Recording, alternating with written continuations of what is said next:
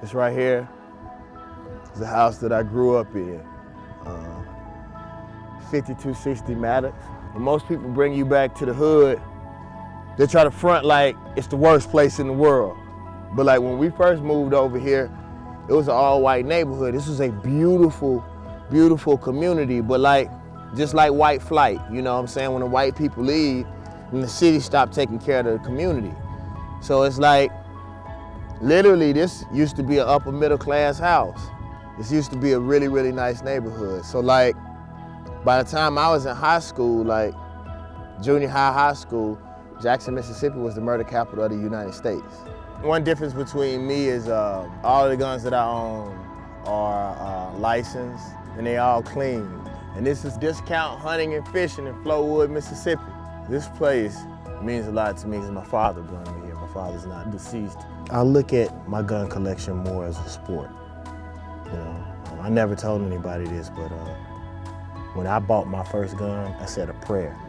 Like it's something that we don't play with in Mississippi. This ain't no fun thing. This ain't nothing to be, fronting and like I don't even play like that. But I love shooting guns. I love to practice. It's a stress reliever for me. The Firewater Boys album that most Mississippians think is a classic, I recorded that whole album in there. When we first went on our first tour with 50 Cent, and thank you 50 for giving me that opportunity. I really appreciate you. But the tour bus came and picked us up in the hood. And that's when they first started rapping. Tour buses. So imagine a big tour bus. In a lot of cases, a bus maybe even never came down these streets.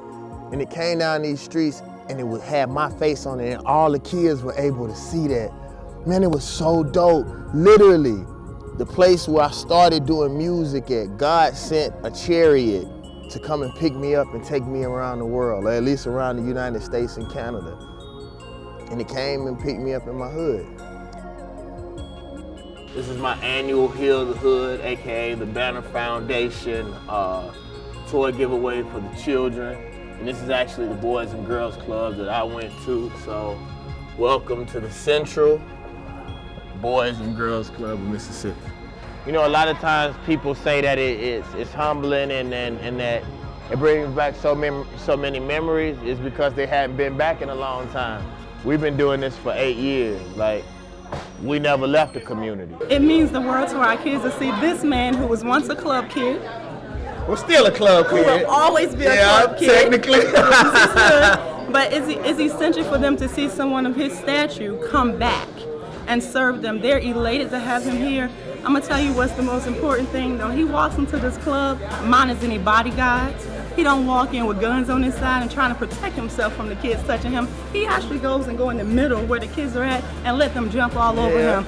They love David. They don't see a superstar. They don't see Hollywood. They see someone who cares enough to come back every December and spend a day or two with them.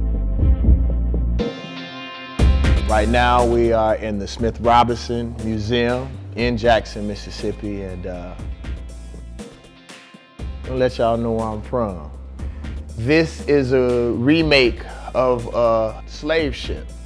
And this is what black people went through on the Middle Passage. The reason why they don't have any lights on it because there wasn't no lights on the slave ship. Sometimes when people say, well, just David Banner is just angry for no reason. No, I'm angry for what happened. So like when you hear my music and you hear the things that I talk about, like this is history. This is not something that I made up. I'm grateful for all that I've gone through. And I think if you want to talk about suffering in the world, you have to speak about Africa. If you want to talk about suffering in America, you have to talk about Mississippi. But through that pain, you get some of the greatest music in the world and in America.